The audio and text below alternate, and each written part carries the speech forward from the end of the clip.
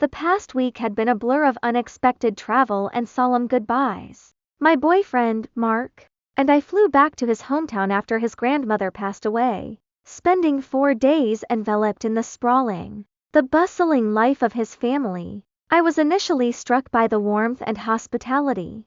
Mark is the fifth of 13 children, and their family home was immense, yet spotless, a testament to coordinated efforts and, as I soon observed, the singular, tireless labor of one woman, his mother. Mark's mother is a genuinely sweet, welcoming person, but her lifestyle as a stay-at-home mother Sam was, to my care-driven mind, a dizzying spectacle of non-stop work. While we were there, she was the undisputed, indefatigable engine of the household. She cooked, she cleaned, she managed the children, and apparently, she even took care of the yard and gardens, with Mark's father only handling maintenance. I watched, frankly stunned, as she effectively streamlined his entire life. Mark's dad, who owns a contractor business, was served hands and feet. She did his laundry, ironed his clothes, and was up before him every morning to prepare a massive breakfast and packed lunch so he could simply grab it and go.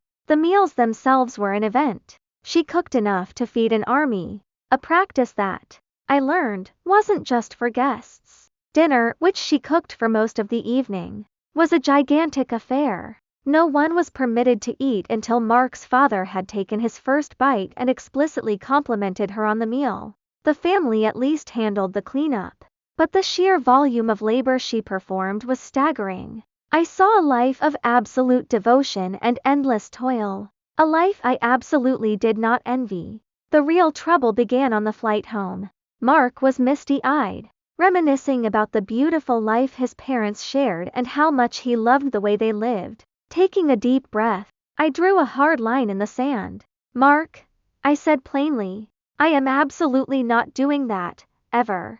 I told him I loved my career and had no intention of becoming a Sam. I told him I would not be dedicating my life to streamlining his. I expected a 50-50th lifestyle where domestic and parental duties were shared equally. I would not be doing everything for him. He initially seemed to understand, saying he didn't expect me to be exactly like his mother, but then he added the caveat, he did expect me to be home more if we had children.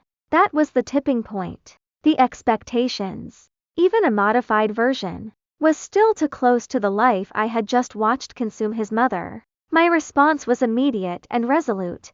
If you want a Sam, Mark, we should break up. You need to find someone else who shares that vision. I meant it.